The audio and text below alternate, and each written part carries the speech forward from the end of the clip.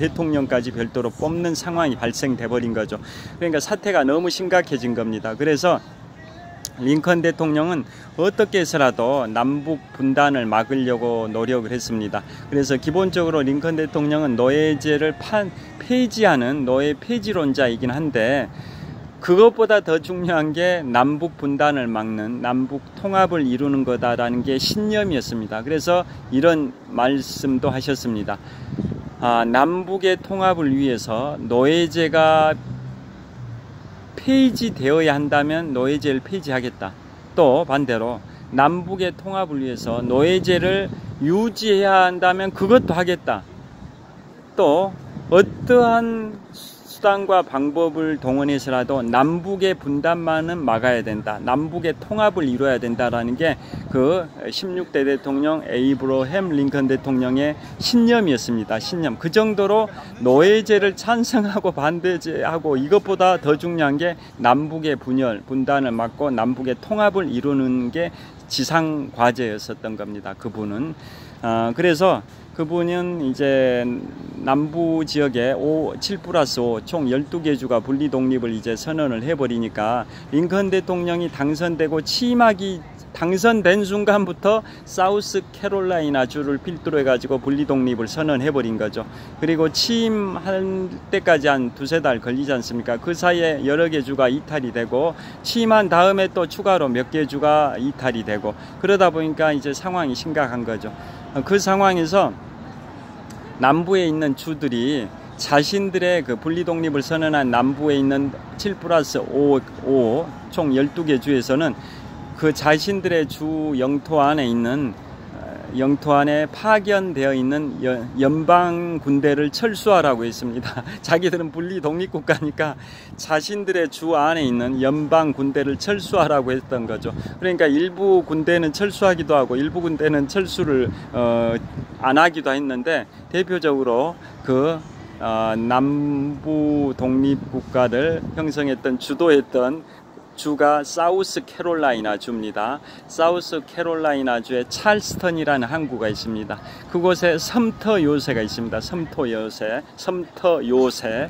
자, 그곳에 연방 군대가 있었는데, 사우스 캐롤라이나 주에서는 연방 군대 빨리 철수해라 라고 했는데도 그곳을, 섬터 요새를 지키고 있었던 연방 군대가 철수를 안 하니까 사우스 캐롤라이나가 그곳에다 포격을 가했습니다. 대포를 쐈습니다. 그게 바로 남북전쟁의 첫 총성입니다. 그게 1861년 4월 12일입니다.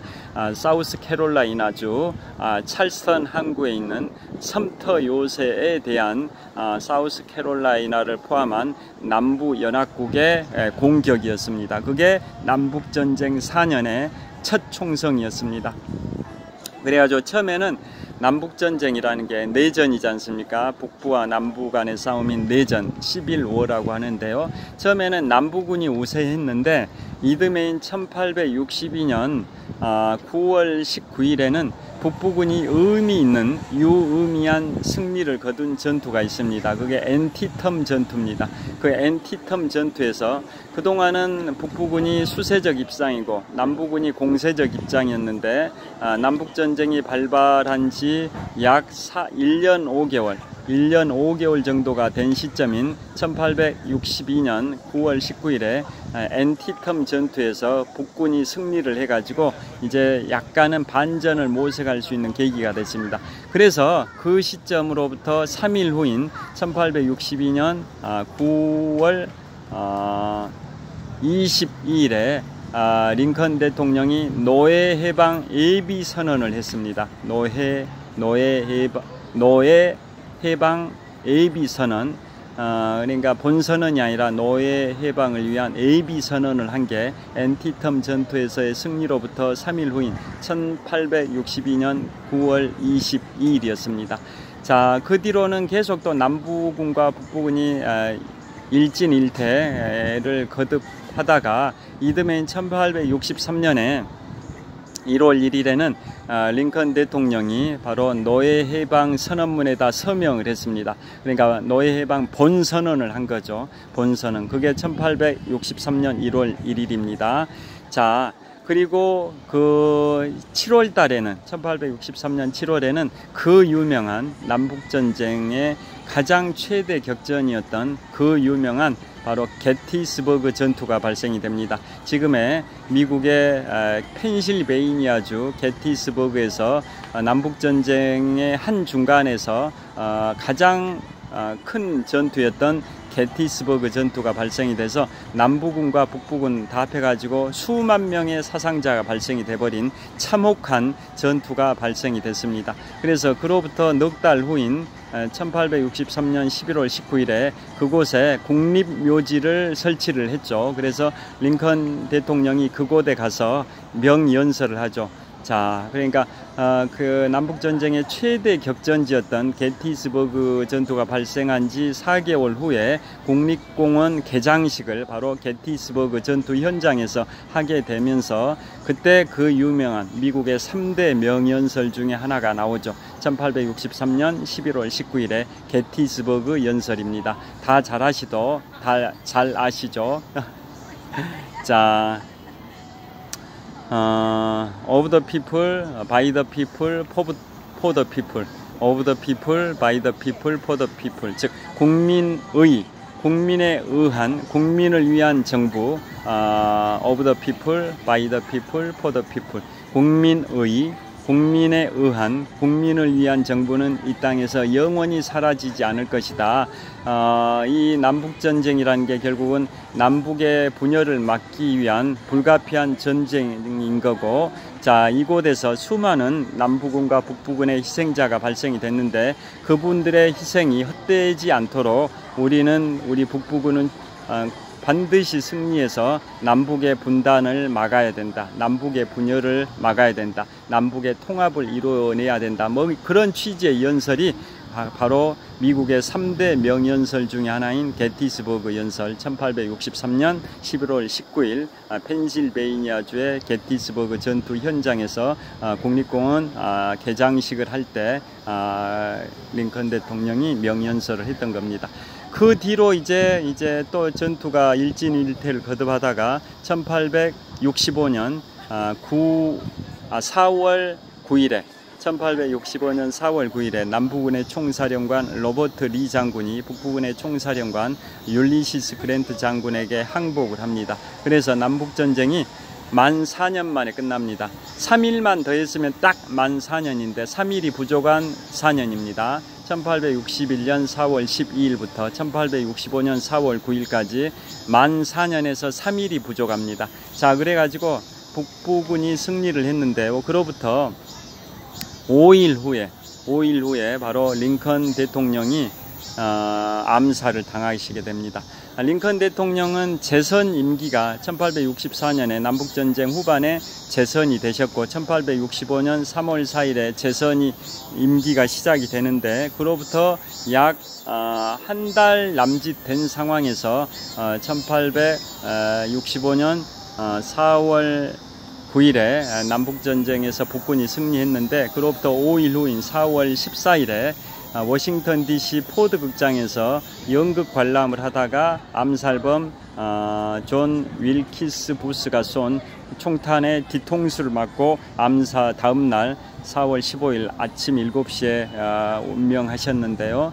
자, 그때 암살범이었던 존 윌키스 부스는 남부군의 극렬한 지지자입니다. 남부군의 극렬한 지지자 존 윌키스 부스가 바로 링컨 대통령을 암살한 이유가 자신은 남부군을 지지했는데 북부군이 승리하고 남부군이 패배를 해버리니까 그것에 안갚은 분노를 느끼고 북군의 승리의 주도자였던 율리시스 그랜트 북군사령관과 현 대통령이었던 제16대 대통령 에이브러햄 링컨 대통령을 암살하기로 작심을 한 겁니다.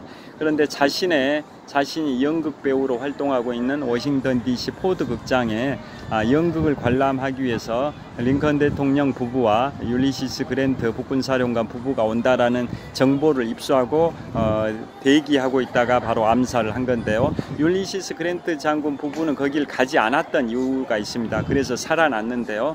그 이유는 율리시스 장군의 부인이 링컨 대통령의 영부인 도트 여사와 영부인과 너무 사이가 안 좋아서 남편을 설득해서 우리 핑계를 대고 가지 말자 해가지고 자녀 교육을 위해서 뭐 학교를 가야 되니까 가기 어렵다라고 정중하게 사양을 하고 불참을 했습니다. 그러는 바람에 율리시스 북군 총사령관 부부는 살아났고 링컨 대통령만 암살이 됐습니다. 그래서 거기서 살아난 율리시스 그랜트 북군 사령관은 나중에 제18대 미국 대통령으로 8년 동안 하고 $50 지폐의 초상화 주인공이기도 하고요. 그 다음에 제가 작년 8월 26일에 그곳 방문했던 미국 연방의회 의사당 바로 앞에 연못이 있는데요. 연방의회 의사당 건물과 연못 사이에는 율리시스 그랜트 장군의 동상, 기마상이 세워져 있습니다. 미국의 역대 대통령 45명 중에 유일하게 18대 대통령을 역임한 남북전쟁 당시의 북군 총사령관 율리시스 그랜트 장군의 동상이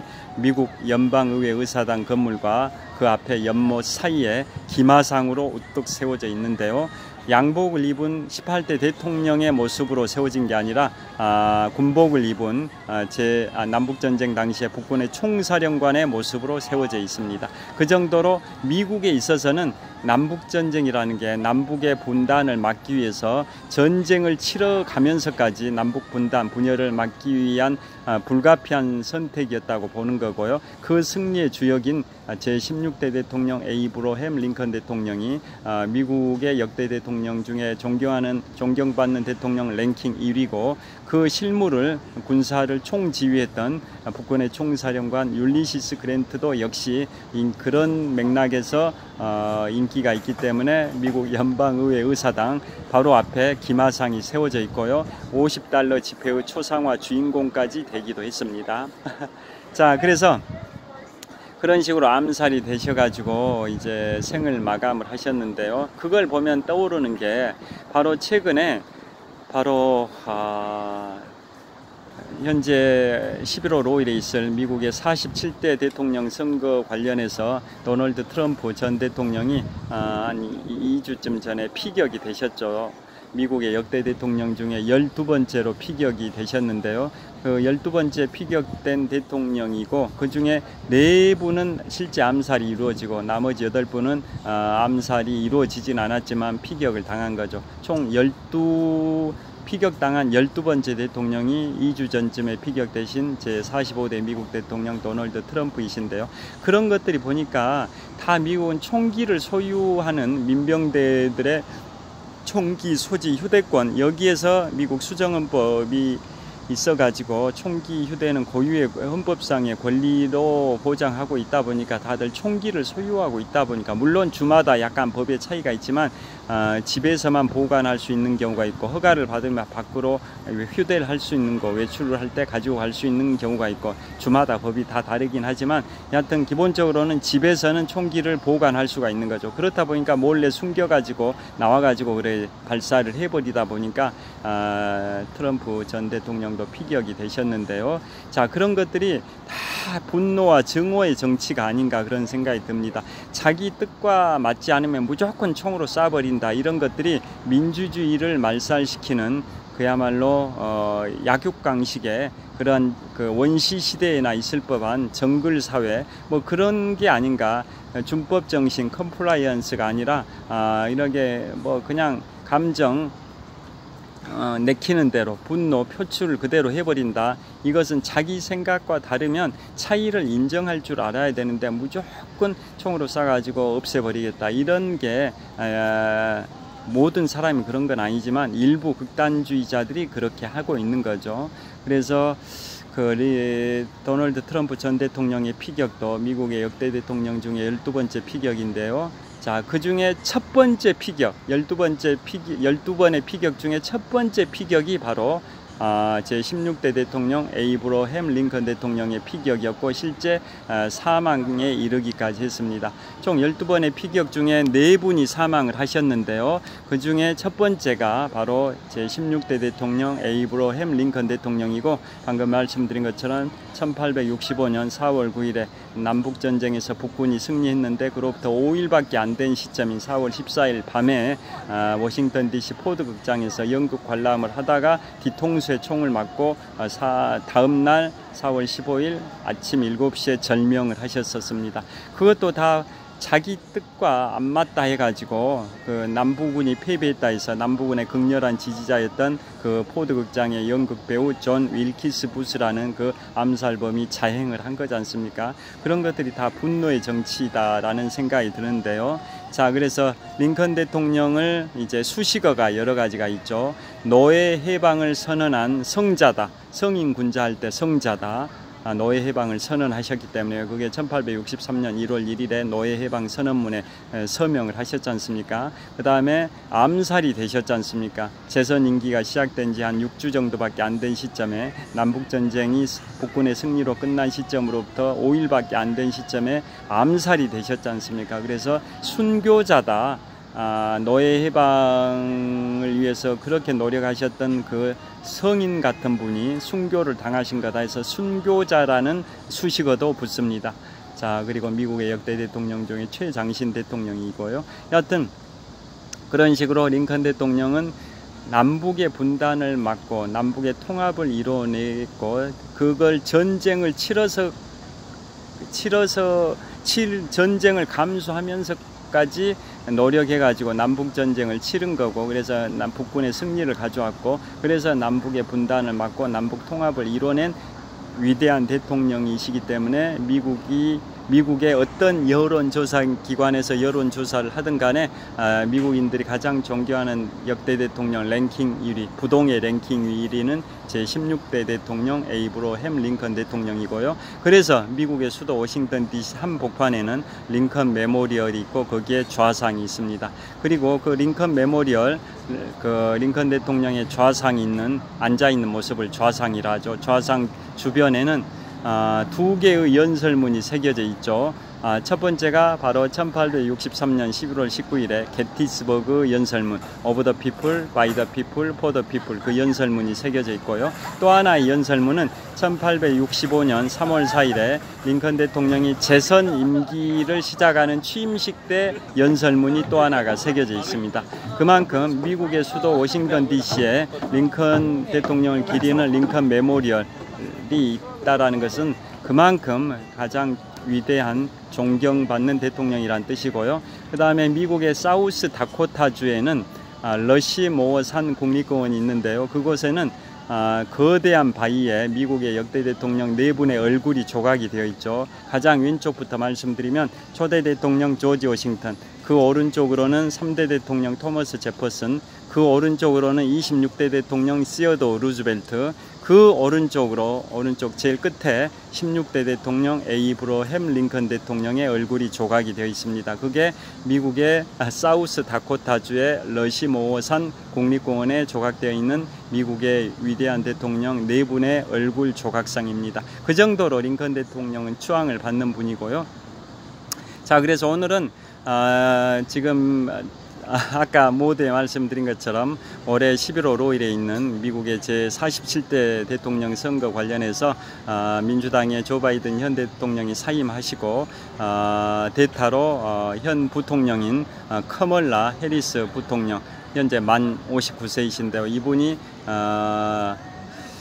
민주당의 대선 후보로 이제 교체가 되셨죠. 그래서 지금 단 하루 만에 대선 후보가 되기 위한 대의원 수를 확보하셨고, 이제 민주당의 원로 그룹들도 낸시 펠로시 전 하원 의장이나 또 민주당의 상원 원내대표, 또 민주당의 하원 원내대표 등도 다들 지지 선언을 했고요. 이제 지지 선언을 안 하신 유일한 분이 현재 제44대 대통령 버락 오바마 대통령 부부가 아직 지지 선언을 안 했는데, 실어서라기보다는 좀 결정적인 순간에 힘을 보태주기 위해서 결정적인 순간에 지지선을 하려는 게 아닌가라고 추측이 무성합니다.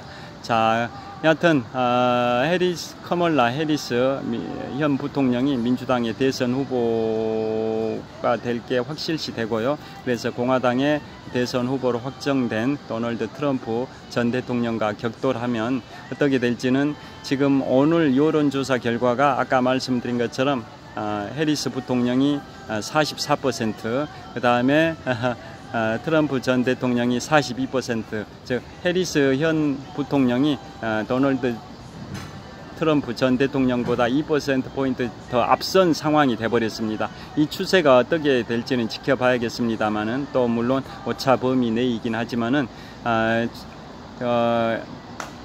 대선 후보 대타로 나선 지 며칠 되지도 않았는데 트럼프보다 지지율이 높기 때문에 이 추세가 유지된다면 승산이 있어 보이는 상황이기도 합니다. 그렇다 보니까 도널드 트럼프 전 대통령 측에서 그 말을 한 건지, 아니면은 극렬한 공화당 지지자층에서 그런 얘기 한 건지는 모르겠지만, 트럼프 대통령이 11월 5일에 당선되지 않으면 미국은 내전이 발생할 수도 있다 라는 그 말이 나온 거고, 그것은 트럼프 전 대통령이 현재 형사 사법 절차 혐의를 받고 있는 4가지 중에 내란 선동 혐의가 있는데요. 그거하고 비슷한 맥락의 혐의를 받을 수도 있는 소지의 내전 발생 가능성 발언일 수도 있는데요. 자, 그래서 오늘은 미국의 내전이라고 할 수 있는 1861년 4월 12일부터 1865년 4월 9일까지 만 4년 동안 전개된 미국의 내전, 남북전쟁, 시빌워에 관하여 말씀드렸고요. 그 중심에는 제16대 대통령 에이브러햄 링컨 대통령이 있다는 말씀까지 드립니다. 그 다음에 미국의 3대 명연설 중에 아까 게티스버그 연설 말씀드렸죠. 그게 1863년 11월 19일 게티스버그 연설이고요. 또 3대 명연설 중에 두 번째가 바로 1963년 8월 28일에 I have a dream이라는 마틴 루터 킹 목사의 연설입니다. 자, 그러니까 노예 해방 선언은 1863년 1월 1일에 있었다고 말씀드렸는데요. 그로부터 100년이 지난 1963년이 또 100년이 지났는데도 흑인들의 인권이 크게 좋아지지 않은 상황이 전개되고 있었습니다. 그래서 링컨 대통령의 노예 해방 선언이 있었던 1863년 1월 1일로부터 100년이 지난 1963년 8월 28일에 바로 미국의 그 유명한 마틴 루터 킹 목사가 링컨 메모리얼 바로 앞에서 그 앞에 있는 워싱턴 기념탑을 바라보면서 30만 군중 속에서 I have a dream이라는 명연설을 하게 되죠. I have a dream, 나에게는 꿈이 있습니다. 흑인이 백인과 차별받지 않는 세상, 흑인이 백인과 함께 같은 식당에서 식사를 하고, 흑인이 백인과 함께 같은 버스를 타고, 흑인이 백인과 같은 학교를 다니고, 흑인이 백인과 같은 화장실을 이용할 수 있는, 즉 흑백의 분리가 아닌 흑백이 통합하는 한 공간을 공유하는 그런 세상이 오길 바란다. 그게 나의 꿈이다. 그게 나의 꿈, 나에게는 꿈이 있습니다. 그 명연설 I have a dream, 나에게는 꿈이 있습니다. 그게 바로 1963년 8월 28일에 I have a dream이라는 마틴 루터 킹 목사의 명연설인데요. 그게 바로 노예 해방 선언을 하셨던 링컨 대통령을 기리는 링컨 메모리얼이 있는 그곳 바로 앞에서 워싱턴 기념탑을 바라보면서 30만 군중 속에서 그 연설을 하셔서, 그게 미국의 3대 명연설 중에 게티스버그 연설에 이어서 두 번째고요. 자, 그런데 마틴 루터 킹 목사는 그 연설로 흑인 민권운동에 크게 기여한 공로로 이듬해인 1964년에 노벨 평화상까지 받지만은 1968년 4월 4일에 암살을 당하시죠. 암살을 당하십니다. 1968년 4월 4일에. 그리고 나서 두 달 후인 1968년 6월 5일에는 존 F 케네디 대통령의 동생인 로버트 케네디 법무장관도 민주당의 대선 후보 경선 운동을 하시다가 로스앤젤레스 엠베서더 호텔에서 또 암살을 당하시고요. 이런 것들이 다 총기로 인한 증오의 정치, 마음에 안 든다고 쏴버리는 그런 극단적인 행동들이 너무나도 참 슬프고 안타깝고 분노하게 되는 대목인데요. 자, 그게 마틴 루터 킹 목사의 명연설 I have a dream이고, 세 번째, 미국의 3대 명연설 세 번째가 2004년 7월 27일에 버락 오바마 전 대통령의 명연설인데요. 그것은 2004년 7월 27일이 매사추세츠 보스턴에서 미국의 민주당 대선 후보를 확정하는 전당대회가 있었습니다. 그때 2004년도 대통령 선거에서 민주당의 대선 후보로 대통령 후보로 존 케리 후보를 확정하는 그 전당대회 때 그 당시에 정치 신인이었던 버락 오바마가 그 당시에 명연설을 하게 되죠. 그 당시에 오바마의 신분은 뭐였냐면 일리노이 주의 주상원 의원이었습니다. 연방 상원 의원이 아니라 일리노이 주의 주상원 의원 신분이었고 연방 상원 의원 후보까지 된 상태입니다. 연방 상원 의원에 당선은 안 된 신분이었습니다. 즉 일리노이 주의 주상원 의원으로서 아직은 연방 상원 의원에 당선이 안 되고 연방 상원 의원에 출마하는 민주당의 후보까지 된 상황이었습니다. 그때 2004년도 대통령 선거를 앞두고 민주당의 대선 후보, 대통령 후보로 존 케리 후보를 확정하는 전당대회가 매사추세츠주 보스턴에서 있었는데요. 그때 정치 신인이었던 버락 오바마가 명연설을 했었죠. 자기 아버지는 케냐의 그러한 가난한 사람이었는데 미국으로 유학을 와서 경제학 공부를 하고 자기 할아버지는 영국 집안에서 하인 역할을 하고 한마디로 좀 힘든 유년 시절 보냈지만은 미국은 꿈을 가지면 꿈을 실현할 수 있는 아메리칸 드림이 작동하는 그런 민주주의 국가다 보니까 그런 데서 자기는 살아왔기 때문에 지금 여기까지 왔다. 즉 일리노이 주의 주상원 의원이고 일리노이 주의 연방 상원 의원에 출마하기 위해서 민주당 후보로까지 확정된 현 상황까지 왔다. 그래서 그런 걸 더 가열차게 실현시켜 줄 수 있는 사회를 형성하는데 우리 민주당이 앞장서겠다. 그래서 민주당의 대선 후보, 대통령 후보로 존 케리 후보를 밀어달라. 그런 취지의 연설입니다. 그게 바로 2004년 7월 27일 매사추세츠주 보스턴에서 있었던 민주당의 대선 후보 존 케리를 확정하는 민주당 전당대회에서의 버락 오바마의 기조 연설이었습니다. 그래서 정치 신인이었던 버락 오바마는 일약 스타가 됐고 그로부터 4년 후 2008년도 대통령 선거에서는 흑인 최초로 제44대 미국 대통령에 당선되죠. 버락 오바마가. 그런데 2004년도 그 명연설을 하긴 했지만 존 케리 후보는 당선에 실패하고 공화당의 아들 부시 제43대 미국 대통령 조지 워커 부시가 재선에 성공을 하게 되죠. 그 명연설 후에 이제 4년이 흘러서 2008년에는 드디어 버락 오바마가 미국의 제44대 대통령에 당선됨으로써 미국 헌정 역사상 최초의 흑인 대통령이 된 거고요. 이번에 그게 이제 지금까지 말씀드린 미국의 3대 명연설을 말씀드렸는데요. 이런 내용들이 제가 5년 전에 시중은행에서 부장으로 퇴직했고요. 그 전에 시중은행 법무팀장도 역임했고요. 그러한 경력을 기초로 한국금융연수원에 11년째 여신법률 과목 등에 출강을 하고 있고요. 그 다음에 퇴직 후에 6권의 인문학 책을 집필했는데 그 중에 가장 최근에 집필한 게 올해 2월 19일에 집필한 흥미진진한 미국사입니다. 그 내용에 다 다뤘던 내용들을 지금 요약해서 말씀드리고 있는 거고요.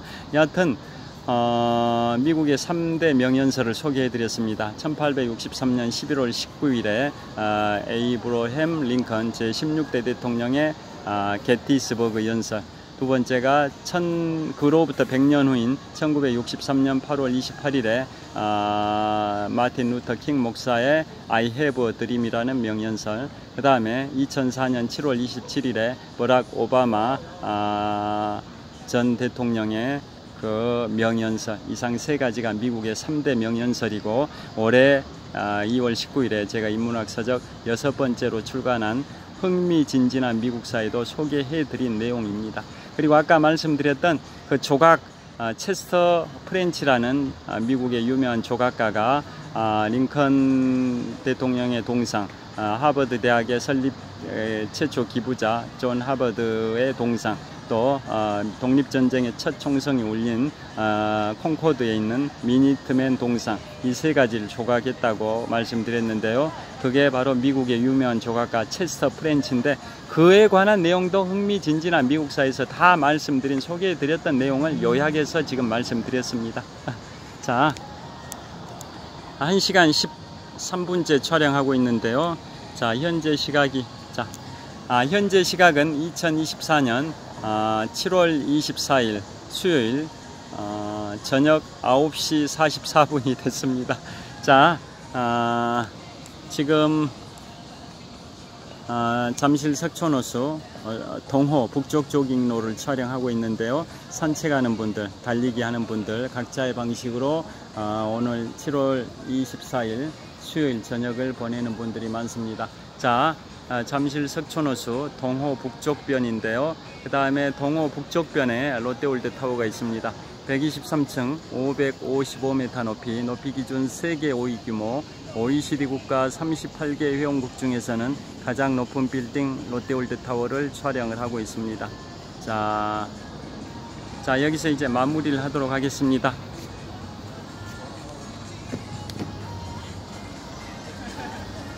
자, 이곳은 잠실 석촌호수 동호의 북쪽 조깅로에서 촬영하고 있습니다.